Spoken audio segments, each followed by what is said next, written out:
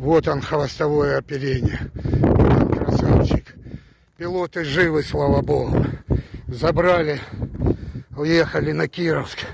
Вот он, хвост нашего ястребка.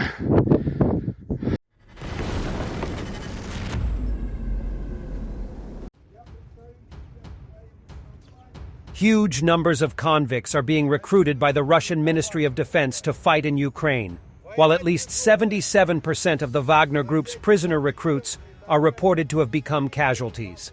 Many have surrendered, but Wagner is reportedly concealing how many. According to Olga Romanova, the head of the Russia Behind Bars human rights group, which campaigns for prisoners' rights, convicts are still being recruited on a huge scale to fight, despite the Wagner Group no longer being allowed to recruit from Russian jails. Romanova says that since February 2023, prisoner recruitment has been carried out by the Russian government rather than Yevgeny Prigozhin's Wagner Group. The pace of recruitment has recently increased drastically, likely to replace heavy Russian losses on the battlefield. Well, new cannon fodder for Russians and more work for Ukrainians. Later in the video, you will see the testimony of Russian ex-convict who tells how the Ministry of Defense recruited 110 convicts from St. Petersburg prison and threw them to the front line without supplies or provisions. Героев в тех городах, где она есть. Кто не знает, где захоронить, хороним рядом с часовней ЧВК «Вагнер» в горячем ключе. This is the main story. And Mi-28N of the Russian Air Force was shot down by a direct hit from a MANPADS over Luhansk Oblast. Reportedly, the crew survived, although they fell from 160 feet, so they are probably not in good condition.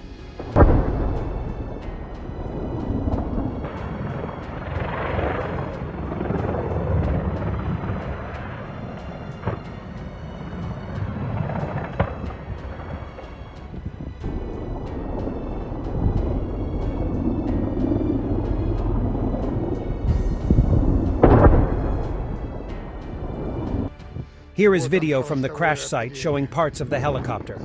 A K-52, another attack helicopter type, was also operating at the same time, providing support to Russian forces, but was unharmed.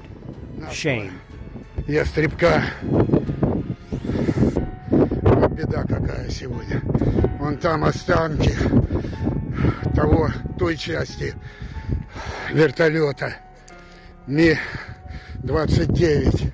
Вот жилые постройки. Увел вертолет сбитый в сторону от жилых домов. Герои, пацаны, герои. А город подумал, учения идут. Нет, это не учения, это война. Твари укроповские. Вот.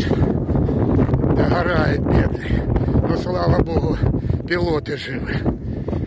Это все ерунда. Железо это чепуха, все. Все, службы на месте. Все. Вот. Вот такие дела. Вот беда какая у нас.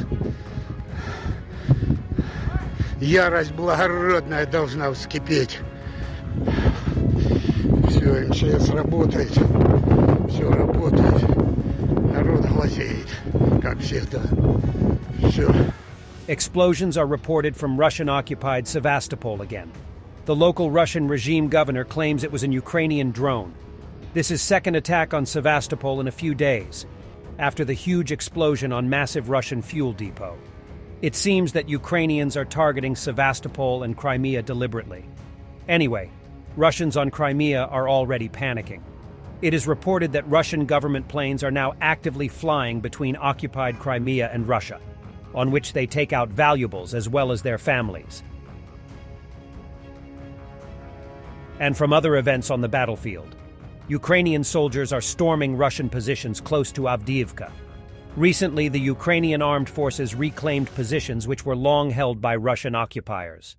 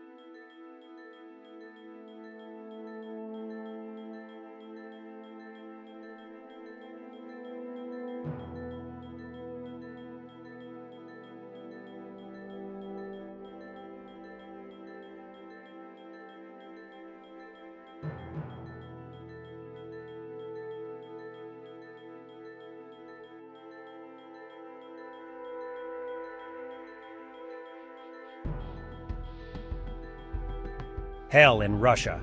This is what the route looks like in the Olovianin district of Transbaikalia. The fire almost reached several gas stations in this area. In the village of Mirna, they managed to save the gas station. The blaze was about 30 feet from it. Это вот все горит, огонь отражается в клубах дыма, оранжевые. Ребята, это так страшно, просто видеть даже страшно. Какое огромное пламя, оно практически подходит к трассе. Survive if you can.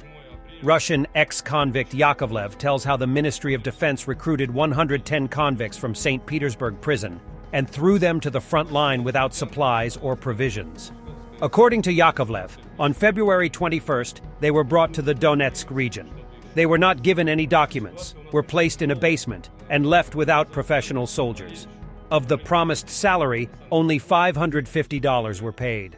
Yakovlev notes that the 6-month contract had no conditions except to survive if they can. В колонии строгого режима в Санкт-Петербурге, Тоснинский район, Федеральное казенное учреждение, исправительная колония номер 4, до 20 февраля 2023 года. 20 февраля 2023 года нас на добровольной основе, как добровольцев, люди с Министерства обороны забрали на площадку, так скажем, проведения специальной военной операции.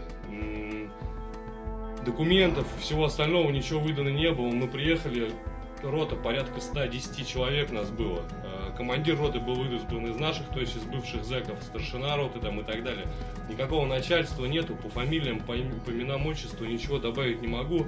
Был такой у нас типа командира этого самого... командира батальона майор Стира, так называемый, который приезжал периодически, там, привозил нам еду там, и так далее. Жили мы первое время в подвале, вся рота 110 человек. Документов никаких не давали, из денежного удовольствия выплатили только 40 тысяч рублей подъемных.